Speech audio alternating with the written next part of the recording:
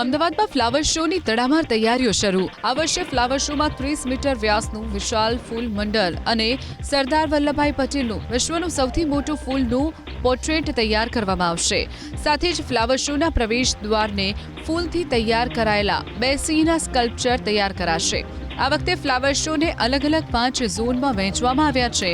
Zone 1માં દીપોત્સવ, હોળીના રંગો અને ઓણમની પરંપરાગત સૌમ્યતા અને બિહુના લયબદ્ધ ઉત્સવોને જીવંત સ્વરૂપ અપાશે, જ્યારે ઝોન 2માં સમુદ્ર મંથન, ગીતાસાર, ગોવર્ધન લીલા, ગંગા અવતરણ અને રામસેતુ જેવા પૌરાણિક પ્રસંગોને ફૂલના શિલ્પોથી રજૂ કરાશે। ઝોન 3માં ભારતીય શાસ્ત્રીય અને લોકનૃત્યની પરંપરાની ઝાંખી જોવા મળશે। કુચીપુડી, ભાંગડા, ગરબા, કથકલી જેવા નૃત્ય સ્વરૂપોને ફૂલ કળાથી રજૂ કરાશે। ઝોનના કેન્દ્રમાં ભગવાન નટરાજનું સ્કલ્પચર તૈયાર કરાશે।